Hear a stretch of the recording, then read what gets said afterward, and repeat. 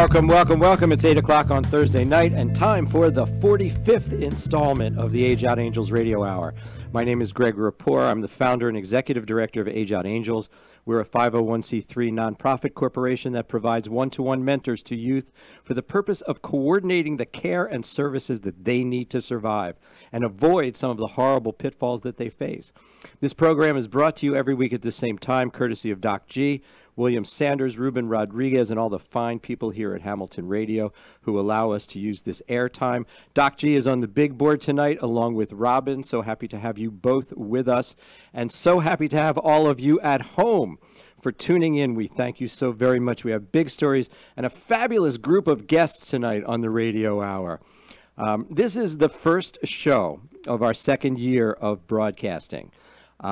We did 44 shows in the first year, and I'm absolutely positively thrilled about that.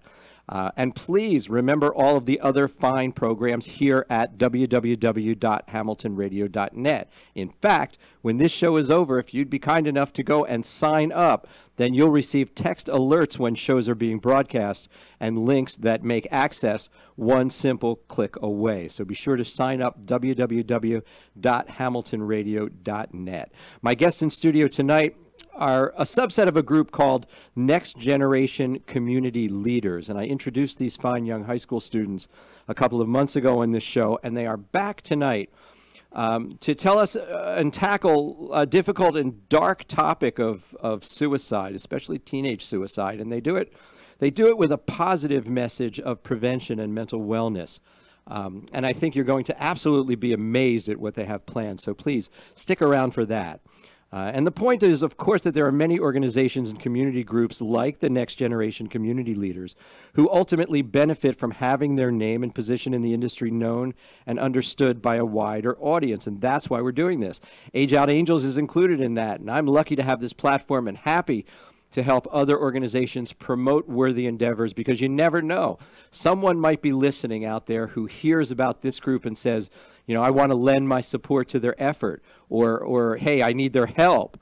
Or maybe I'd like to start something like what they do in my area. So it's all good.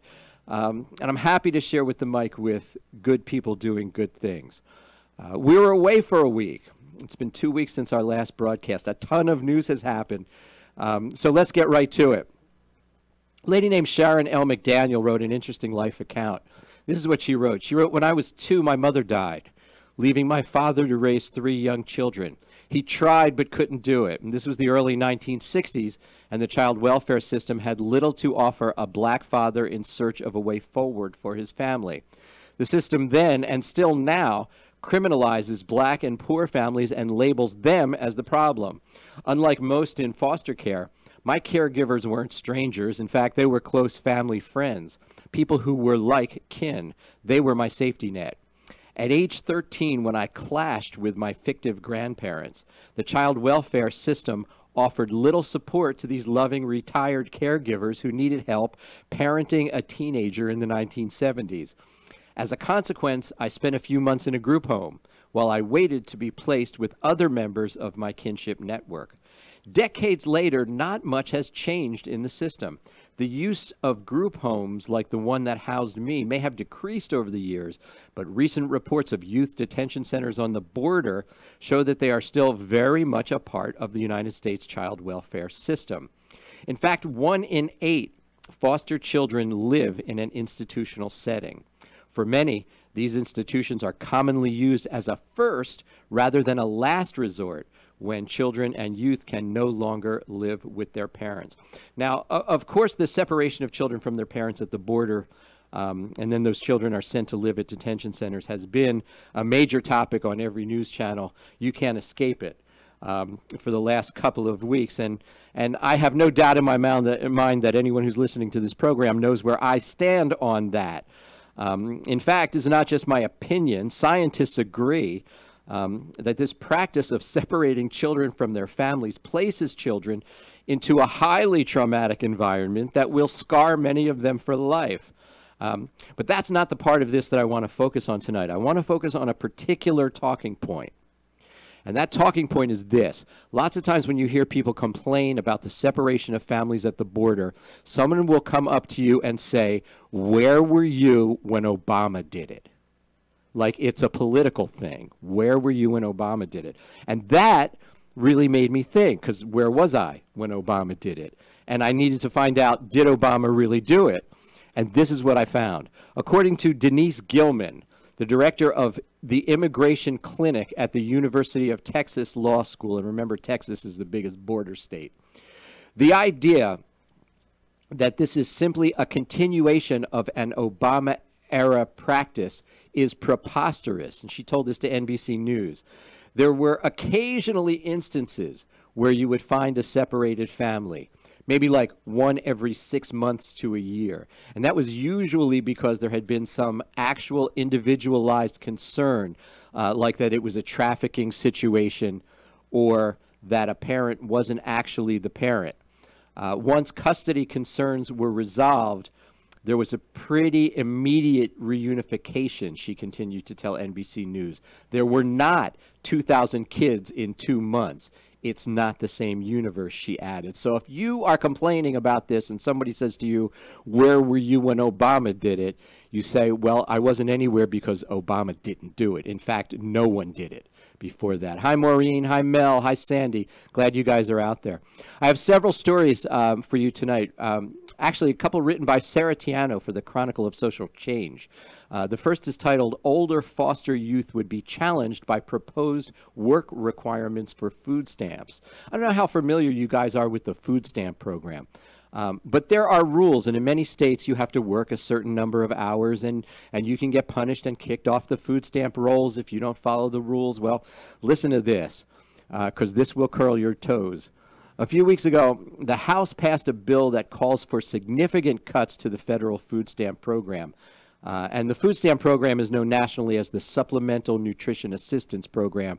We all know it as SNAP. Now, here's the thing. When the Senate passed its version of this same bill, those same cuts were rejected. The House included them in their version of the bill. Now, what happens is the two versions of this is a massive piece of legislation. This is the Farm Bill, actually. It's included in the Farm Bill. Those two versions have to reconcile their differences in conference and then come up with a final version that will go to the president for signature. So we're not 100% certain what will be in there, but here's what's being threatened. The House version of H.R. 2 expands the work requirements that guarantee a person's access to food stamps. The changes would impact an estimated 5 to 7 million Americans, drawing fire from many advocates. We know this is going to make more people go hungry, according to Daniela Ogden, who's with the California Association of Food Banks. Under current law, and this is the current standards, able-bodied adults without dependents between 18 and 49 years old must work at least 20 hours per week or be enrolled in an approved job training program for a minimum of 80 hours per month to remain eligible for benefits. Failing to meet these requirements means that an individual can only receive 3 months of benefits in a 3-year period. So basically, if you don't meet the requirements, after 3 months, you get to go hungry for the next 2 years and 9 months before you can qualify again. That's the current program, which I don't know about you, but to me, it just sounds like complete insanity. The House bill would tighten these work requirements. Falling short of the standards for just 1 month would result in losing benefits for a full year. It's like they're trying to get you kicked off the rolls. Getting back to a 20-hour-a-week work schedule would allow someone to re-enroll in benefits. But if they then falter again on the work requirements, the second month of non-compliance would have them barred from food stamps for 3 years. This work requirement is an experiment. There's never been a rule like this that says you go hungry for 12 months, 24 months, 36 months if you don't work for 1 month. This is according to Jessica Bartolo of the Western Center on Law and Poverty. Now, time limits, as I said earlier, have always been a part of SNAP since the program was created in 1996.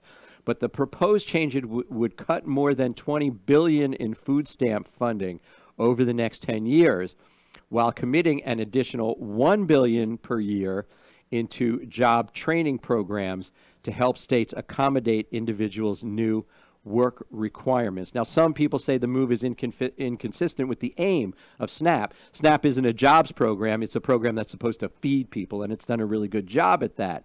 And here's the other thing, too.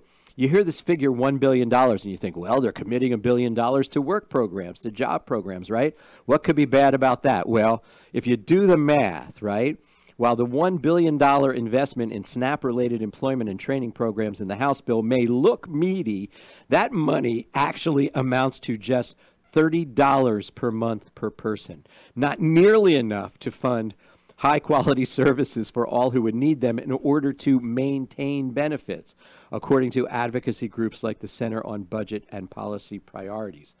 And now, where this really matters to me personally is the stricter time limits would pose a tough challenge for young adults pursuing a college degree, as extended summer and winter breaks when school is not in session, if they have work study, for example, could result in the loss of benefits. This is especially problematic for former foster youth who often don't have a familiar safety net to turn to in such times. A recent study looking at 33,000 community college campuses across 24 states showed that 55% of students with a history in foster care had experienced extreme food insecurity, compared to just 1/3 of students who had never been in foster care. Always seems to be worse for the kids who are in foster care. Another Saratiano story. This is interesting, from California. Data sharing tool helps educators and caseworkers focus on foster youth success as California continues to work to address educational disparities for foster students. An increasing number of counties in the state are buying into a homegrown data sharing system designed to improve academic outcomes for the state's foster youth. Since its rollout in 2000, 41 of California's 58 counties have integrated what's called Foster Focused, a web-based program that helps bridge the data gap between the education, the child welfare, and probation officials who share responsibility for the state's school-aged foster youth. The numbers in California are just overwhelming of people who are in foster care. And can you imagine, like, before this technology was available, everything had to be done by hand. They would be faxing information to each other, or trying to. It was developed by the Sacramento County Office of Education. It allows designated county agencies to compile, access, and securely share data on foster youth they serve. It also alerts caseworkers early on when academic problems arise so that foster children don't fall further behind at school. Foster youth have alarmingly high dropout rates. It can be really difficult, actually, to follow their path as they are moved from home to home, and sometimes they run away and come back. This is according to the National Center for Youth Law. Oh, Ed's out there. And Frank's out of the hospital. Get well, Frank. Everybody's saying that, pal. I hope. So what this does is helps users identify and track foster kids more quickly. And if any of you are out there thinking there are privacy issues involved in tracking, you hear that word, tracking foster kids, it sounds like Big Brother right away, right? But actually, it's restricted to just the people who are allowed to be a part of that world. So, for example, Foster Focus has alerts that pop up if, say, a student's attendance has suddenly plummeted, or if behavioral issues arise. It even alerts users when a child has moved, something schools and even social workers struggle to effectively track. Now, what are the complaints? The complaints are that it's still, to some degree, manual. You have to data input. And I don't know anyone who likes to do data inputting. It's just not a favorite task. I was complaining about it earlier today, as a matter of fact. So we'll have to see how that goes, and they're going to have to demonstrate, that it's effective, and that hasn't been demonstrated to this point. So that is an ongoing story that we'll be following more of in the future. And finally, before we go to break, according to the Jim Casey Youth Initiative, more than 23,000 youth age out of the foster care system each year. 23,000. And that represents a 21% increase in the last 20 years. So more and more children are aging out. Why is that? Because there's more children in the system? That's possible, although that number fluctuates. Chances are that it's because fewer people are out there who are willing to adopt them, especially as they get older. Let me remind you that we're on every Thursday from 8 to 9 p.m. with the Age Out Angels Radio Hour, and we have a great lineup of guests coming up. On July 19th, Johanna Greason will join us. She is a tireless advocate for child welfare from the University of Pennsylvania. On July 26th, Sheila Addison, director of the Homefront Family Preservation Center, will be on the show. So be sure to tune in every week at 8 p.m. for what we consider to be our unfiltered look at the child welfare system, because, ladies and gentlemen, that's what makes this program unique. If you care about our nation's youth, if you care about the child welfare system, this is where you come to hear the truth. We confront real problems, we search for real solutions, and it's our hope that together we can arrive at best practices that can be applied wherever you live. Together we can make the plight of children a little less traumatic and strive for more positive outcomes. If you have specific questions, you can call in or write them to me in the comments field of my Facebook page or directly to me at greg@ageoutangels.org. I answer every single question personally, because if you care enough to respond, I care enough about you to respond to you. Call in tonight, 609-807-2492. And now please take a moment and share this on Facebook. These are issues that deserve more attention, and you need to tell your friends about that and let them know that we're on the air. Now let's take a short break. We'll be back in 1 minute with the Next Generation Community Leaders.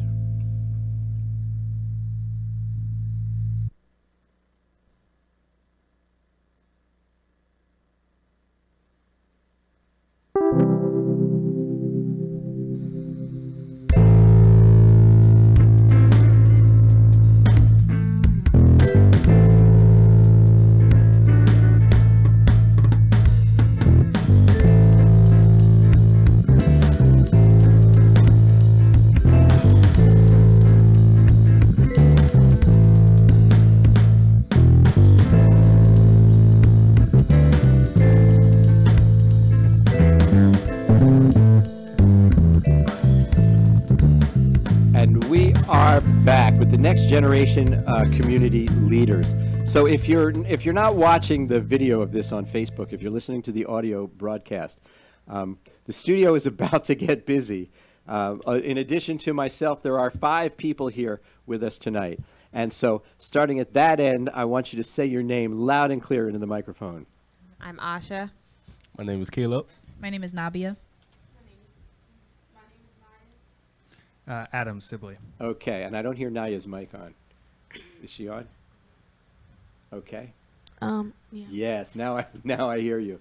So we have Asha, Caleb, Nabia, Naya, and their coach, Adam Sibley. He looks young, but he's really an adult. And so I really want to start with Adams, because I want you to give us the sort of the basic background here, Adams. How did the Next Generation Community Leaders come about? And what we're doing here, what their year project was. Sure. Well, first, thank you, Greg, for having us back. We were here a few weeks ago. Myself, Caleb, Naya, and Nabia, and we were joined by Amir, but we welcome Asha into the studio today, and we thank her for being here. So we are here on behalf of the Next Generation Community Leaders, which is a program that was started by the Robert Wood Johnson Foundation's New Jersey Health Initiatives. And it's a statewide program, and Trenton is one of 11 communities around the state that's creating the next generation of community health leaders. So the grantee in Trenton is Mill Hill Family and Child Development. And basically, we recruited 15 teens and gave them the task of, over the course of the year, developing a project that would address a health issue in the community of their choosing. And they're going to talk to you about that project today. Okay, so they spent the last year sort of working towards this. Correct. Yes, we've met with them 2 to 3 times a month and brought in experts in various health fields from the community and prepped them for developing a project of their choosing. Excellent, excellent, excellent. Okay, so let's start with an easy question. What's mental illness? Dead silence in the room. Let's start with an easy question. How do you define that? How do you define mental illness or mental wellness? Tell me something. Um, an easy definition, I would say, like the freedom of mental and physical illness, and like a way to find happiness through those times. A way to find happiness. Yeah. That's great, like a path, Mm-hmm. a pathway to find happiness. So, part of a continuing journey of life, Yes. right? Where sometimes you're happy, but are there going to be obstacles? Yes. Yes. Definitely. Yeah. Where do the obstacles come from? Come from anywhere. Anywhere. Oh no, all sides. Yeah, all sides. Unexpected. Yeah. Well, what are some of them? What are some of the obstacles? Like from like society and like the way, or like social media and stuff, like the way. Yeah, social media. Yeah. Yeah, we all know about social media. What that can do, well, I think people are so frightened by social media because it's 24/7, right? Yes. Social media never ends. Like, do you see like things like bullying and stuff like that at your school? Yes. Do you see that? Yes. Yes, something Yeah. that do you come in contact with it? And I don't mean you personally, but is it something that you know exists on a daily basis? Yes. Uh-huh. Yes. So do you think that, well, I mean, I guess what we can do now is sort of draw the distinction between nature and nurture, right? Bullying is something that comes from the environment. That's environmental. But what about genetic types of mental health issues? Do you see that as well? Yeah, like you mean like insecurities and stuff like that? Well, even deeper, like people who are truly depressed, Okay, yeah. you know, who have that sort of natural depression kind of thing, Yes. right? So these are things that you see among various classmates and stuff in your school, Yes. yes? And is it ever addressed? Yes. And how? How does that get addressed? You just asking, like, you can't be around the bush about something so serious. You need to be like, you have to say, are you suicidal? Is no, are you suicidal? No, you have to really say that, and because it means a lot. Like, you need to ask somebody, are they okay? Are there? So you actually, you would actually come out and you would say to someone, "Are you suicidal?" Yes. You would say those words. Wow. I mean, that it feels bold to me. Not rude, but bold. You know, like you're taking a risk there. You know, have you ever done that? Have you ever actually done that? No. No. Like, I have. You have. Wow. What? What? My head just exploded. What answer did you get? They said no, right? No. She No? finally said yes after, like, me talking to her and trying to, like, because I've been in this program, like, I learned steps to know about suicide and things like that. Like, she will say, like, I want to hurt myself, but, like, she never, like, really thought, like, I'm suicidal. Like, it didn't click in her mind, and I had to let her know, like, you're going through it. Like, you're suicidal. Like, she's saying you want to hurt herself. Like, okay, that means you're suicidal. It never even occurred to me that a person could be suicidal and not realize that they are. You know, that their self-awareness is so obstructed, you know, by their feelings, you know, that they're not aware of that. So until now, is this a topic that got talked about regularly? Yeah. And I mean mental No. wellness and mental illness and stuff No. like that. No, this is not a class in school, for example. No. You know, about being healthy, having a healthy mind. not at all. They would talk more about the body, like Yeah. physical Yeah, health. Definitely. Like anatomy and like. Eat an apple. The effect of drugs. Well, that's more empirical, I guess. Yeah. You know, more substantive. It can be difficult, I think, you know, to talk about mental illness. Who was telling me this story earlier about the person that they know whose mother committed suicide, but they didn't tell them? Oh, Who was that? Nabia? yes. Yeah. Tell that story. So one of the speakers came to one of our meetings and she shared a story She was told that her mother had a heart attack, but she was living through a lie, and she found out in her adult years that her mom committed suicide. But why didn't they just say your mom committed suicide? What was the reasoning there? I don't think she could probably handle all that. Not really sure. But Yeah, it just makes me wonder if that time period, that there was, shame. Yeah. And is there a stigma attached to asking for mental health services? Yes. Yeah.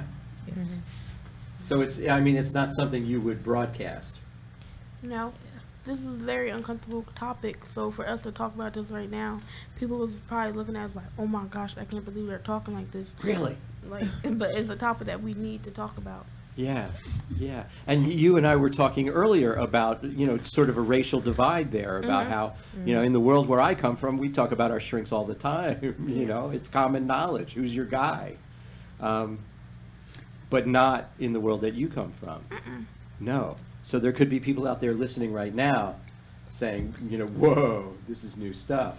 And after the break, we're going to talk about the event that you have planned. Yes. But it just, what blows my mind is that I'm sitting here with a group of teenagers who are trying to teach adults, about mental health. I mean, it makes you say, like, what's wrong with this picture, right? This should have been coming from the other direction. Why are you burdened with this responsibility?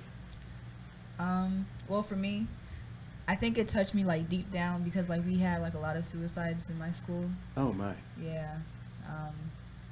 I learned that it was like a learning experience for me because like the students that like committed suicide, like you never would have thought they would be like depressed because like they were always energetic, had an amazing personality. You could say they're like the popular kids, but like they would associate with like the students that were not popular.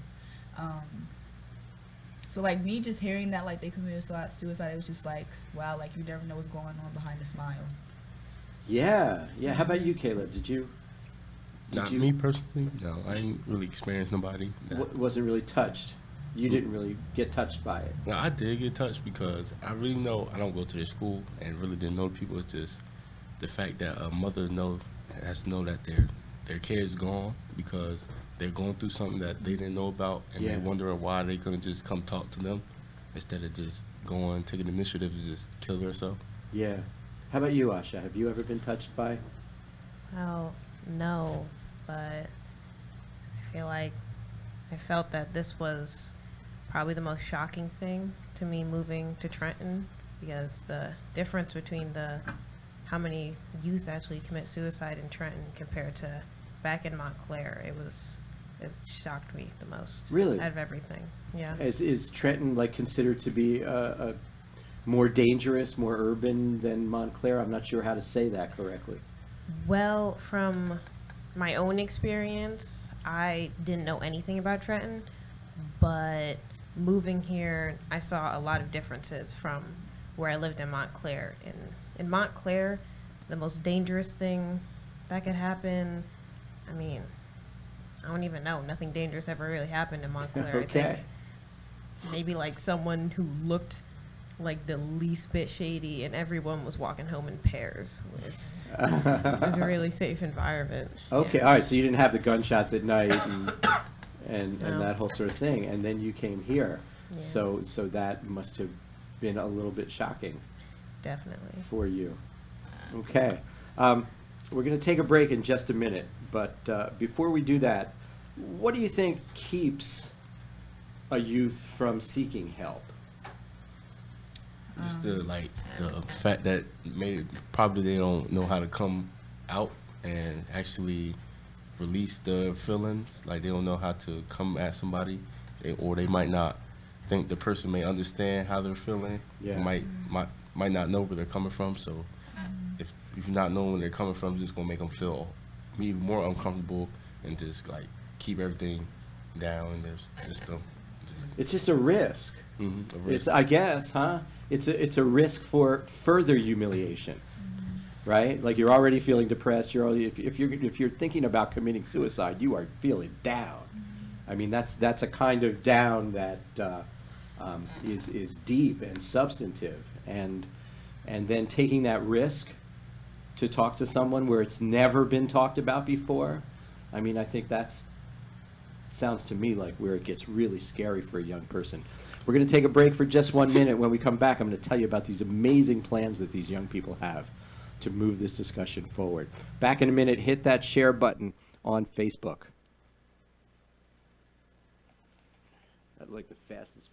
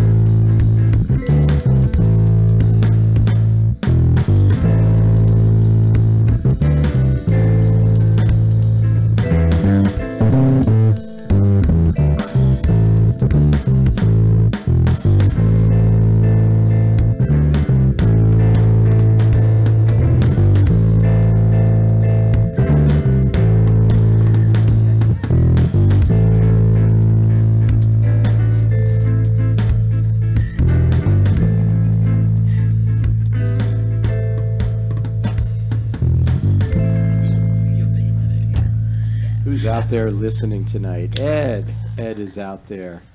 Randy's out there. Hi, Randy. And Maureen Lynch says she loves Doc G.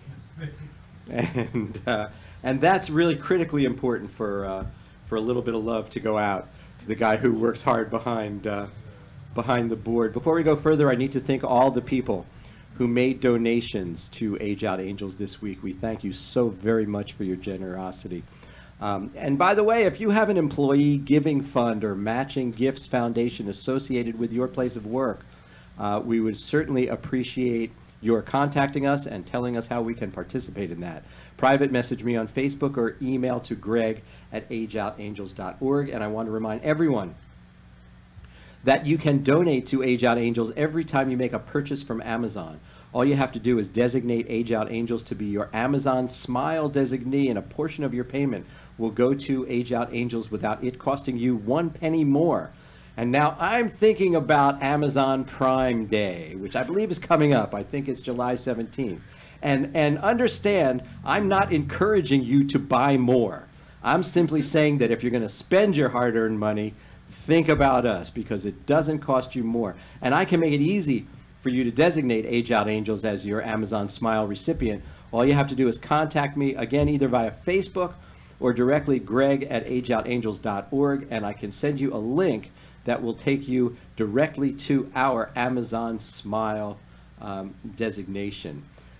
So what are the signs of someone who is going to be needing help? Have you learned that in your studies?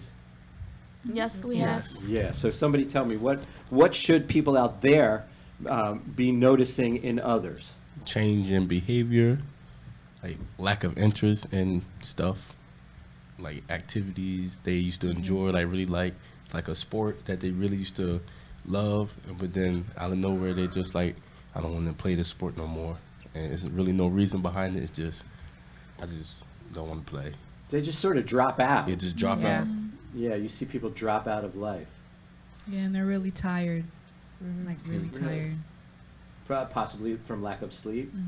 Well, yeah, and mainly being depressed. Or and just stuff. flat out depression. Yeah. It's like they don't want to do nothing at all. Yeah.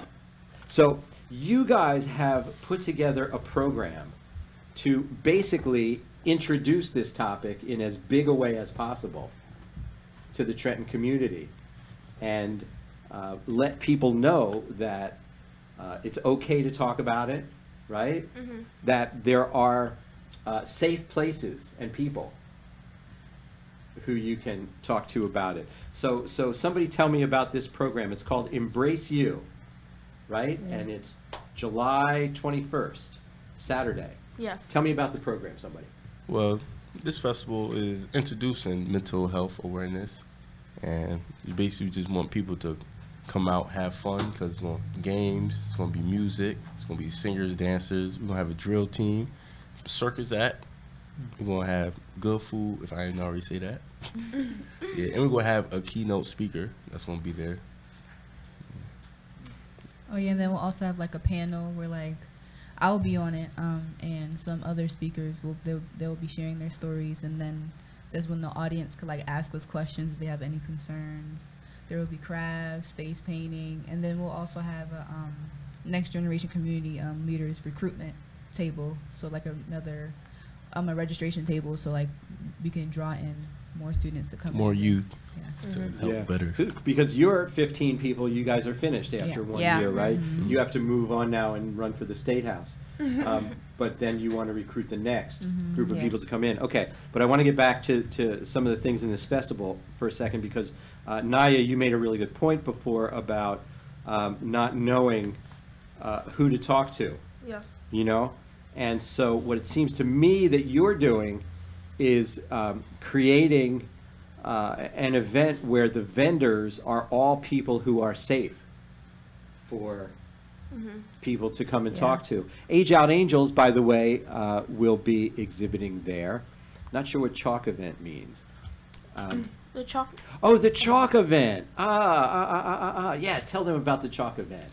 Well, yeah, this is an activity that that we learn is where you take chalk and you just draw out a positive message on the sidewalk of just anything that makes you happy, anything for somebody else to come by and read, just a positive to make somebody feel better. Yeah, Just there's- Sidewalk Yeah. chalk. Yes. Yeah, sidewalk chalk with a positive message. I hope that catches on and evolves into spray paint. You know, at some point. So Age Out Angels will be exhibiting there. But I got to tell you, I got to find somebody out there to help me work the booth, because I want to go to some of these other things. Age Out Angels is exhibiting along with Anchor House, a council on compulsive gambling of New Jersey. So youth and adults can benefit, I would think. Yeah. Yeah. You know, from that as well, when you get into the intergenerational problems, right? Nothing can take food out of a family's mouth like drugs and gambling. A family support organization, ISLES, these are wonderful, wonderful organizations. Mercer Council on Alcohol and Drug Addiction, Mercer Family Support Organization, Mercer County Traumatic Loss Coalition, New Jersey 211, who I'm trying to get on this program, New Jersey Cares, Phoenix Behavioral Health. These are all places that a person could make a simple phone call. And New Jersey 211 is the easiest. I mean, just dial 211, right? And talk to someone who cares. What are things you should say to someone who comes to you and says, I'm in trouble? I'm thinking about committing suicide. And what are things you should not say? Well, you shouldn't try and relate to them. Don't make it about yourself. Don't say like, I know what you're going through, because you really don't. Don't tell them that it's going to be better or that they have a lot to live for, because unless you know a lot about their situation, you don't actually know those things, and you'll probably end up just making them feel worse. You can't promise that you're not going to tell like an adult or a responsible guardian if they confide in you about committing suicide. You can't make that promise, because that's someone's life in your hands. They gave you a lot of responsibility when they said that, huh? Yeah. They probably didn't realize the level of responsibility that they give you, right? So somebody says to you, listen, I'm thinking about killing myself. Don't tell anybody. It almost, like, you know, when you think about it, it's preposterous, right? That you would not, tell anyone. But would you? Would you just run and tell somebody, or would you maybe do something else first just to help them personally?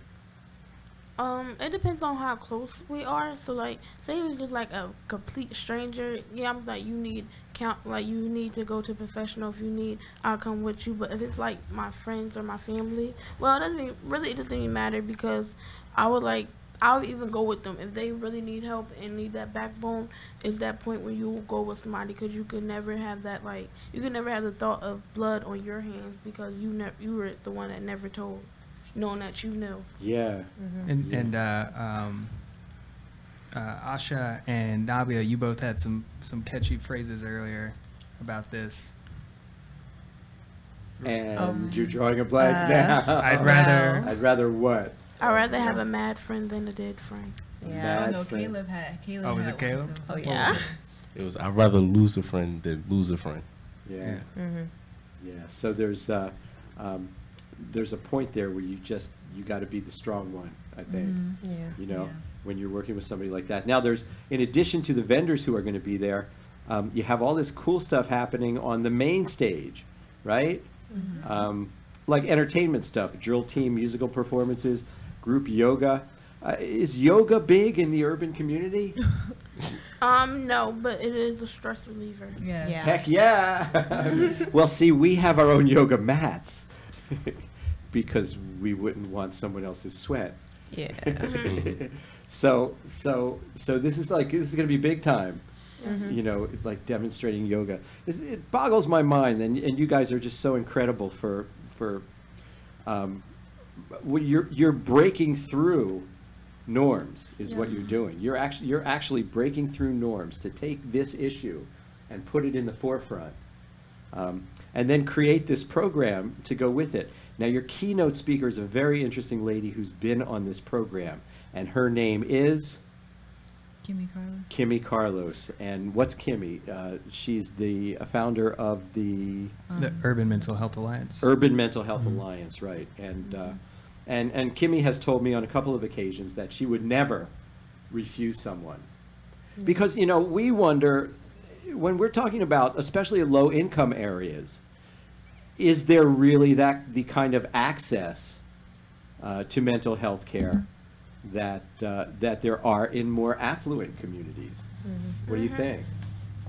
I believe it's more like if you live for a Caucasian person in their communities, therefore it's going to be more of, oh, if I break down, I could take 2 weeks off of work because I need time to yourself. But if you live in an area like where we live in Trenton, if you break down, you have to suck it up because at the end of the day, you have to go to work.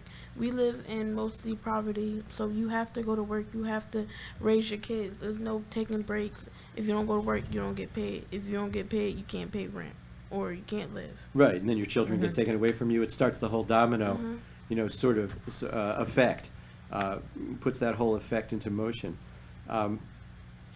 You also have dance and movement and spoken word. Oh, and the Trenton Circus Squad, who have also been guests on our program, are going to be there. They're like an amazing group, the Circus Squad. So this is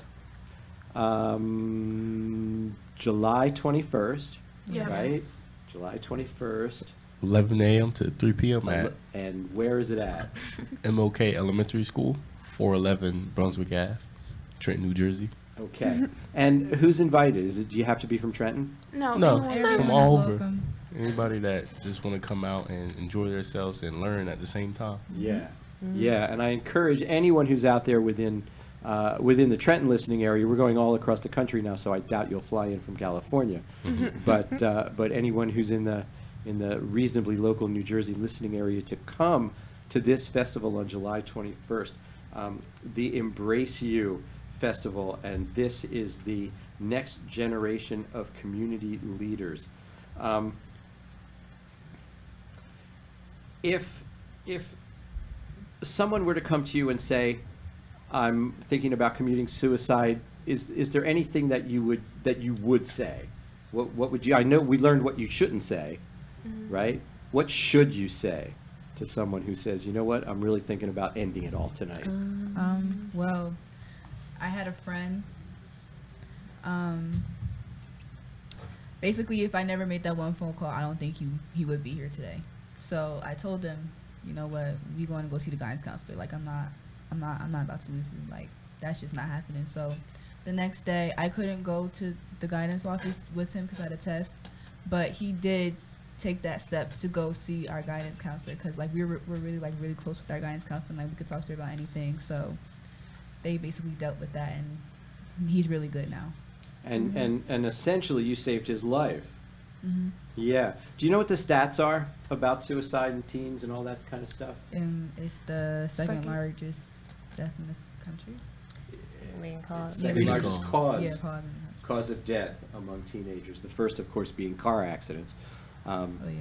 but that's pretty significant. And the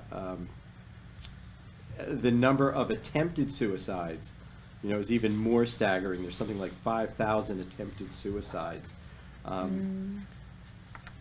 And how much of this has to do with, with actual mental health? People being genetically inclined to depression and other mental illnesses that go untreated. What do you think?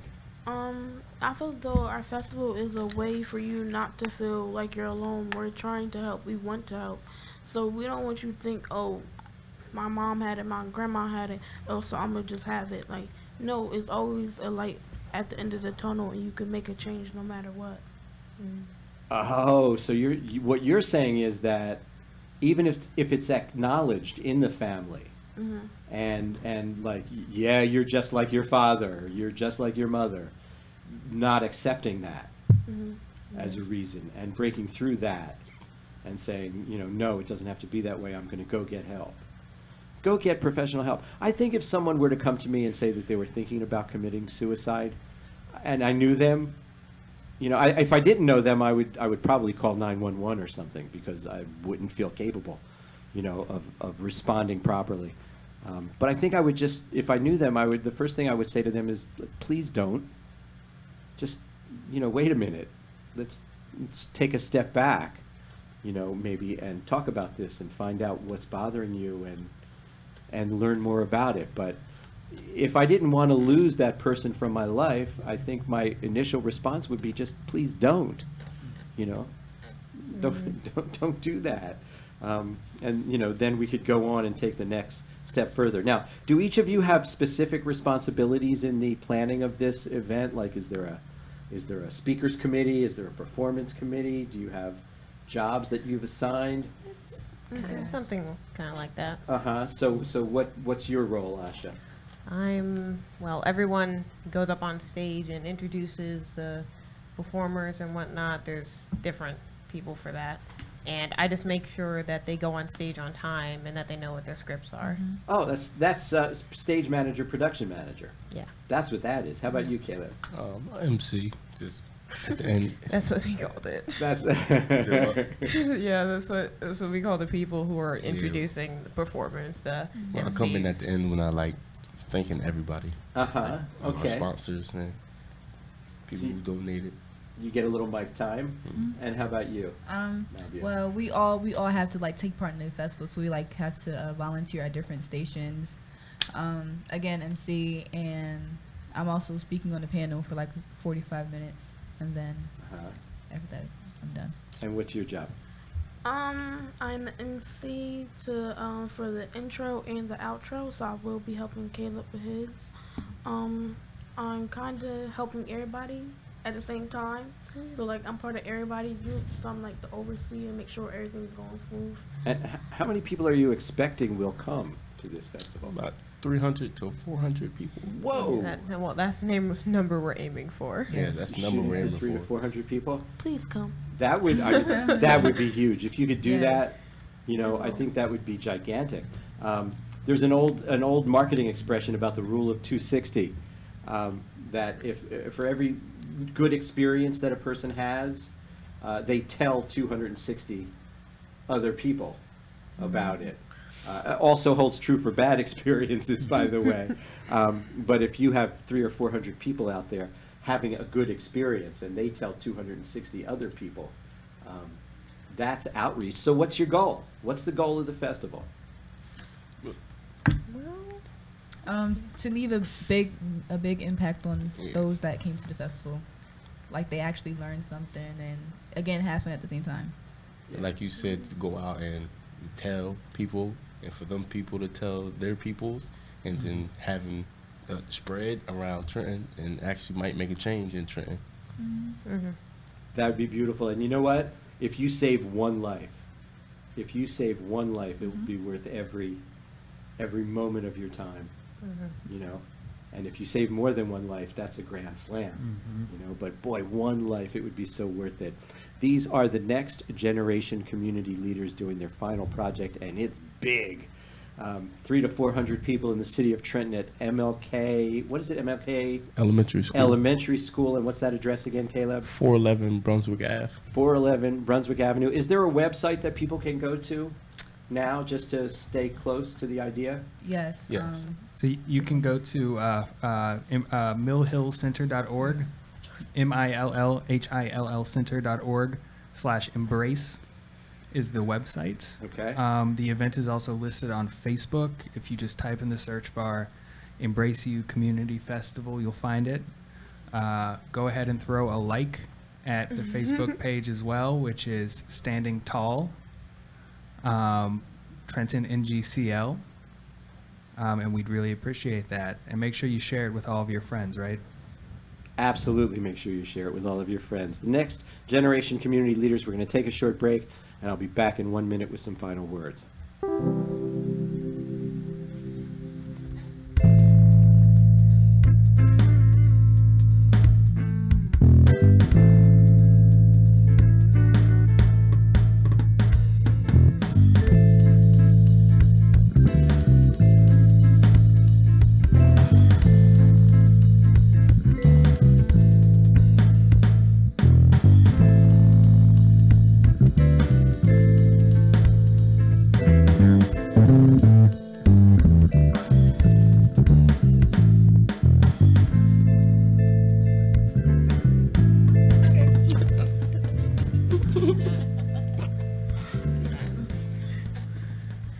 And we are back. Few final thoughts. I've been quoting a lot of articles by Sarah Tiano this week because she really had a prolific week.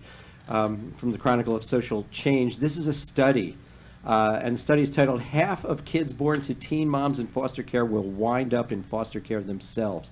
Half of the children born to mothers in foster care will also enter into the child welfare system by their second birthday, according to a study published in this month's issue of the journal Pediatrics.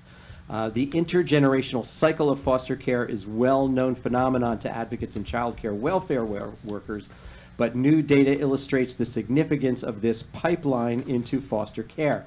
These young women have often experienced abuse or neglect, do not have a positive attachment to their primary caregiver, and have lived with many different caregivers, which can make the transition into motherhood more challenging, said the report, which examined the outcomes for more than 5,000 teen mothers. Young women in foster care are more than twice as likely to become pregnant as a teen than in their non-system involved peers, according to the research. The study followed 576 foster youth who gave birth while in care and 5,366 non-systems involved teen moms. Of those mothers in foster care, 25%, 1 in 4, had their child removed within the first week of life. For another 17%, the removal occurred after the first week, but before the child's first birthday. An additional 7% had a child taken into care between their first and second birthdays. And of course, if you add those up, you get to the half. The study also compared the outcome of mothers who gave birth to their first child while in foster care to the experience of teen moms not in care. Of that larger group of 5,366, only 10% of those mothers had their child removed into protective care by their second birthday. Accounting for variable factors like maternal mental health or substance abuse, the researchers found that young mothers who give birth while in foster care are 5.73 times more likely to have their child taken into foster care.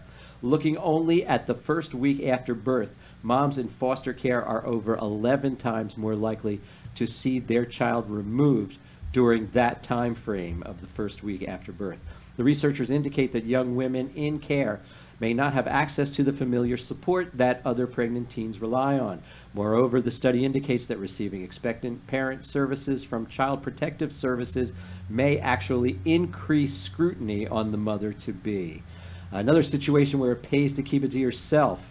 From many caseworkers' perspectives, the cycle starts with adolescent motherhood, which is deemed as bad, and the only way to break the cycle is to take that child into care, the report says.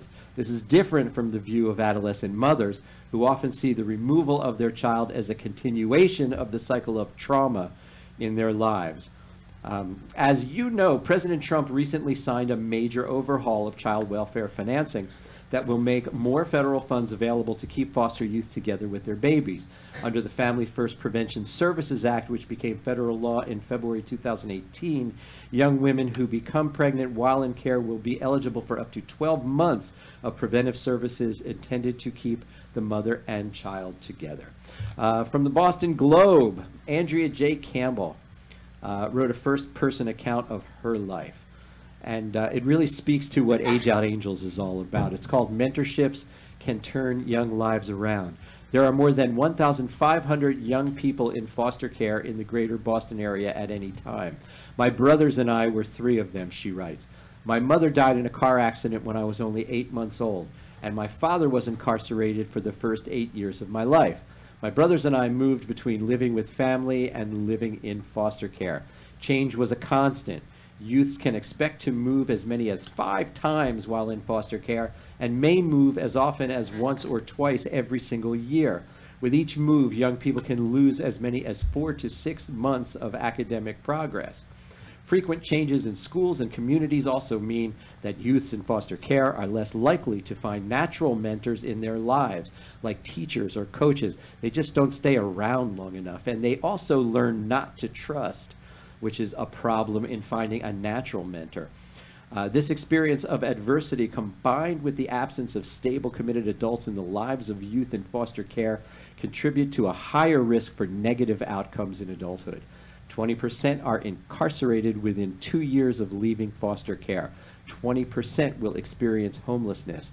They are 30% less likely to earn a high school degree, and approximately 1/4 of foster care alumni suffer from post-traumatic stress disorder, which is double the rate documented in U.S. combat veterans. And now she writes, I often say that had it not been for great mentors in my life throughout my childhood and young adulthood, I would not be where I am today. While I saw many of my peers, including my 2 brothers, cycle in and out of the criminal justice system, I graduated from Boston Latin School and then Princeton University and UCLA Law School. Now listen to the contrast that's about to come out with her brothers. She says, the programs I had access to when I was young made it possible for me to stay on track. But those opportunities were, and still are, out of reach for too many young people in Boston. 6 years ago, my twin brother, Andre, passed away while in the custody of the Department of Correction at age 29. How do twins, born and raised in the city of Boston, have such different life outcomes? That's the question that fuels my work every day.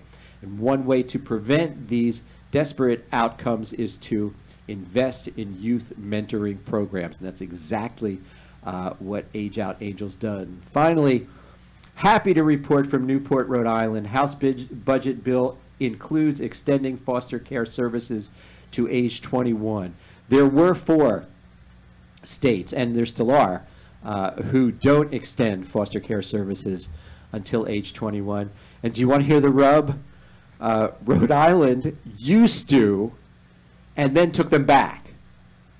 And what they found is that it's economically unsound, because the burden of homelessness and incarceration and the costs of that far exceed the costs of keeping a young person in the system until the age of 21. And of course, we're hoping that that age will start to creep up and up and up and up. There are parts of Canada where it goes up to 24. We certainly serve people up to age 24 who start with us up to age 24. We'll keep on with them forever as long as they start with us before age 24. So you go, Rhode Island. You get this done, man. You get your law reinstated to what it used to be.